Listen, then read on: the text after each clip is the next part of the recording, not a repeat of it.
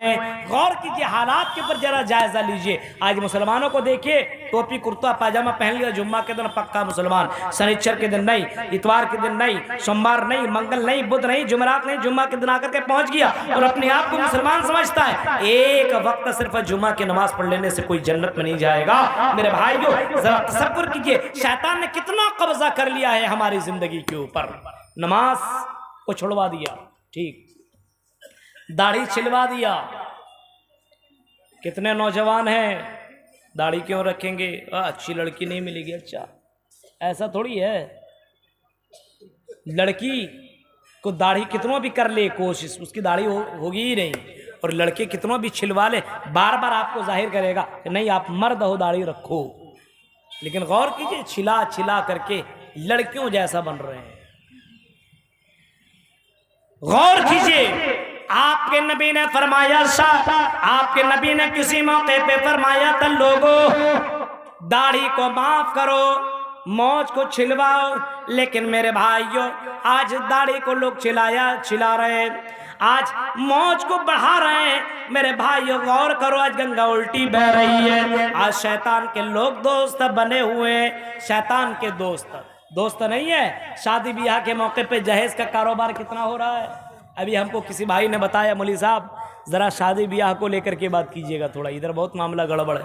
میں نے کہا کیا کہا کہ چپ کے بہت کچھ لے لیتا, کچھ کھلم کھلا بھی لے رہے ہیں. جہیز کے نام پر پیسہ, گاڑی یا کسی بھی چیز کا سامان لینا اسلام کی نظر میں حرام ہے, حرام. سنیے, الحلال بین والحرام بین. شیطان کے بھائی اگر نہیں بننا ہے تو اس حدیث کے اوپر عمل کیجئے. الحلال بین والحرام بین, حلال بھی کلیئر, حرام بھی کلیئر, سب معلوم ہے. کون نہیں جانتا شراب پینا حرام ہے, ہر کوئی جانتا ہے. کون نہیں جانتا دودھ پینا حلال ہے, ہر کوئی جانتا ہے. کون نہیں جانتا ہے کسی کی زمین کے اوپر ناجائز قبضہ کر لینا یہ بھی حرام. کون نہیں جانتا جوا کھیلنا حرام. کون نہیں جانتا جہیز لینا حرام ہے.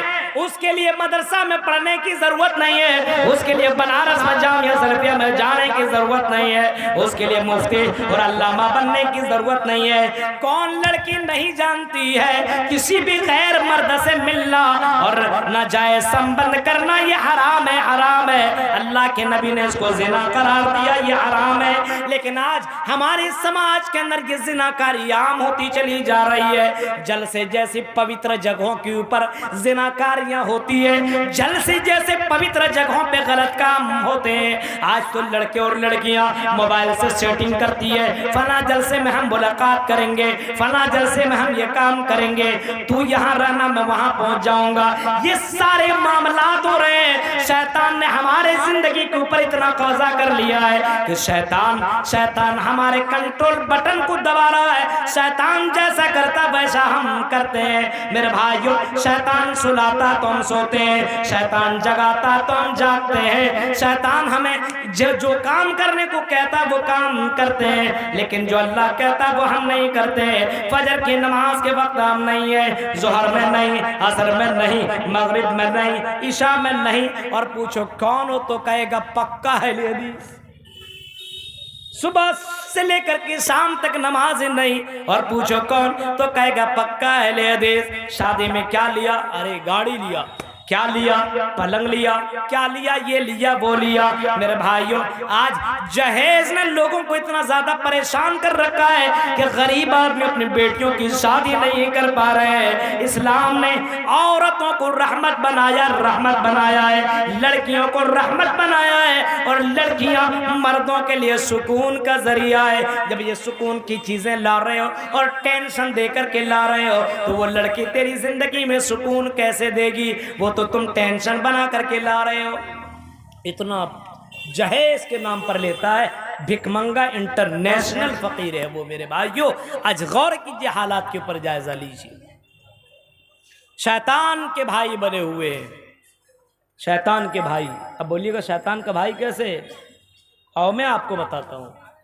داڑھی چھلانے والا شیطان کا بھائی کون کون ہے سمجھ لیجئے. جہیز لینے والا یہ بھی شیطان کا بھائی, شیطان کا باپ.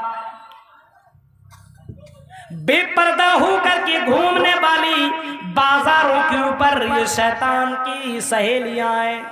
ہاں یہ مسلمان لڑکیاں نہیں ہیں، یہ شیطان کی بہنیں ہیں، یہ شیطان کی سہیلیاں ہیں جو زنا کی طرف بلائے، زنا کی طرف دعوت دے. جو لڑکیاں وہ مومنہ ہو نہیں سکتی ہیں، یہ شیطان کی اماں ہیں. میرے پیارے ساتھیوں غور کرو، آج ہمارے سماج کے اندر یہ مسلمان شیطان کے روپ ڈھال لیے ہیں اور شیطان بن کر کے سماج میں گھوم رہے ہیں.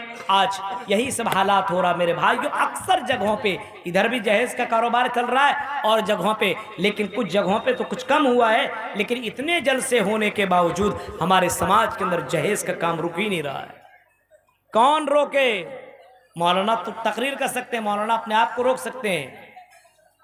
آپ کے گھر کے اندر ارے بیٹے کی بات آئی تو سب قرآن حدیث بھول گیا، لیں گے. لینے میں کیا ہے؟ دے رہا ہے. کیوں دے رہا ہے؟ زبردستی آپ لے رہے، تھوڑی ایسا دے رہا ہے. میرے بھائیوں ذرا غور کیجئے، اتنا آسان نہیں ہے جنت کے اندر چلے جانا. شیطان سے لڑنا پڑے گا، مقابلہ کرنا ہوگا، اور جب شیطان سے جیت جائیے گا تب جنت کی انٹری ملے گی، تب جنت کے اندر آپ کو جگہ ملے گی، تب جنت کے اندر اللہ تعالیٰ ویلکم کرے گا. آؤ ادخلی فی عبادی وادخلی جنتی، فادخلی فی عبادی وادخلی جنتی. آئے میرے بندے شیطان سے لڑنے والے اور شیطان سے جنگ جیتنے والے اور میری عبادت کرنے والے، آ جا جنت کے اندر تو انٹری کر جا، سلامتی کے ساتھ داخل ہو جا.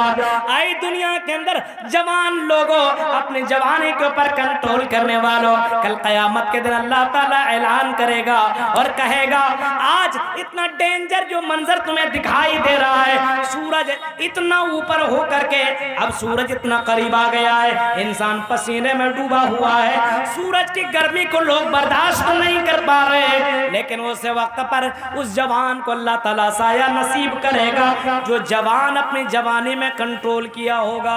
آج جوانی ہی میں کنٹرول نہیں ہے. جھولا جھولنے کے اندر کتنے لڑکے لگے ہوئے تھے. ابھی میں جب آ رہا تھا یہاں تقریر چل رہی ہے اور جھولے میں لگا ہوا ہے، میلے میں لگا ہوا ہے، چائے پینے میں اور پکوڑی اور نہ جانے کیا کیا کھانے میں لگا ہوا ہے. ارے کھانے پینے میں تو لگا ہوا ہے، کم سے کم جس دن جلسہ اس دن بیٹھ کر کے سنیے، یہ بھی ثواب ہے. اب آئے کیوں ہے؟ اتنا بڑا جلسہ ہمارے تن پنیا کے لوگوں نے کیا ہے. سمجھ لیے یہ بھی ایک دلیل ہے کہ کل قیامت کی تم بچ نہیں سکتے ہو کہ میرے پاس کوئی ڈرانے والا نہیں آیا تھا. تن پنیا کے لوگوں کو میں مبارکباد دیتا ہوں کہ آپ نے باقاعدہ لوگوں کی اصلاح کے لیے جو پروگرام رچایا ہے، اللہ تعالیٰ آپ کو جزائے خیر عطا